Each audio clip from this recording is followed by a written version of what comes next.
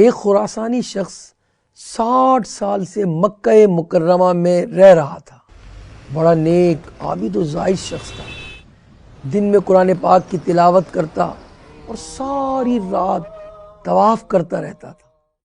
ایک نیک آدمی اور اس خراسانی کے درمیان گہری دوستی تھی. اس نیک آدمی نے اپنے خراسانی دوست کو 10,000 دینار بطور امانت دیے اور وہ سفر پر روانہ ہو گیا. جب وہ سفر سے واپس لوٹا تو پتہ چلا کہ اس خراسانی دوست کا انتقال ہو چکا ہے. یہ اس کے وارثوں کے پاس گیا اور اپنی امانت مانگی. انہوں نے کہا ہمیں تمہاری امانت کے بارے میں کچھ بھی معلوم نہیں. اس نیک شخص نے مکہ مکرمہ کے علماء کرام سے رابطہ کیا. علماء کرام نے کہا کہ ہمیں امید ہے کہ تمہارا مرحوم خراسانی دوست جنتی ہوگا. تم ایک کام کرو، آدھی رات گزر جانے کے بعد زمزم کے کنویں میں جھانک کر اس طرح آواز دینا، اے خراسانی میں نے تمہیں امانت دی تھی. تو وہ جواب دے گا.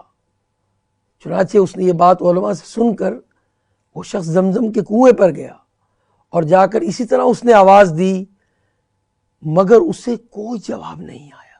اب وہ علماء کرام کی خدمت میں پھر حاضر ہوا تو علماء نے بتایا افسوس کرتے ہوئے، شاید وہ تمہارا دوست جنتیوں میں سے نہیں ہے، ورنہ اس کی روح زمزم کے کنویں میں ہوتی.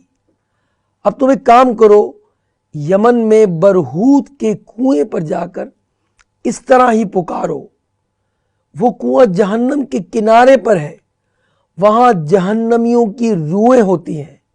چنانچہ وہ نیک آدمی یمن پہنچا اور برہوت کے کنویں میں جھانک کر آواز دی، اے خراسانی میں نے تمہیں امانت دی تھی. جیسے ہی اس نے پکارا وہاں روحوں کی چیخنے کی آوازیں آنے لگی. تو اس نیک شخص نے ایک سے پوچھا کہ تم عذاب میں کیوں گرفتار ہو؟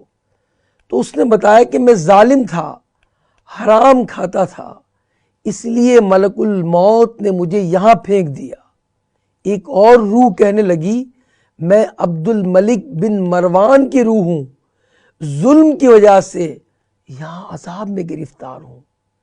پھر اس نیک آدمی نے تیسری آواز سنی جو اس کے خراسانی دوست کی تھی. اس نے پوچھا کہ تم یہاں کیسے پہنچے؟ تم تو بڑے عابد و زاہد تھے. تو خراسانی نے کہا بات یہ ہے کہ میری ایک معذور بہن تھی جسے میں نے لاپرواہی اور قطع رحمی کے وجہ سے میں اس کو چھوڑ چکا تھا اور اس کی وجہ سے ساری رات کی عبادت میری تباہ ہو گئی اور میں عذاب میں مبتلا کر دیا گیا. تو ایک آدمی نے پوچھا اچھا یہ بتاؤ کہ میری امانت کہاں ہے جو تم نے مجھ سے لی تھی؟ اس نے کہا تمہاری امانت میرے مکان کے فلاں کونے میں دفن کی ہوئی ہے، وہاں جاؤ اور وہاں سے نکال لو. چنانچہ وہ آدمی خراسانی کے مکان پر گیا اور وہاں سے اپنی رقم نکالی. پھر اس کی بہن کے پاس، اس خراسانی کی بہن کے پاس گیا اور اس کی ضروریات پوری کی تو اس کی بہن خوش ہو گئی. پھر اس نے مکہ مکرمہ میں حاضر ہو کر زمزم کے کنویں میں جھانک کر پھر آواز دی، اے خراسانی. تو اس کو اپنے دوست کا جواب ملا اور اس کے دوست نے کہا کہ مجھے برہوت کے کنویں سے نجات مل گئی اور اب میں آب زمزم کے کنویں میں امن و سکون کے ساتھ رہ رہا ہوں. دیکھا ویورز کہ بہنوں کے ساتھ، بھائیوں کے ساتھ بد سلوکی انسان کو کہاں پہنچا دیتی ہے، اور اگر اچھا سلوک کیا جائے تو انسان کہاں سے کہاں پہنچ جاتا ہے. اللہ ہمیں قطع رحمی سے بچائے اور اپنے عزیزوں، رشتہ داروں کے ساتھ حسن سلوک کرنے کی توفیق عطا فرمائے.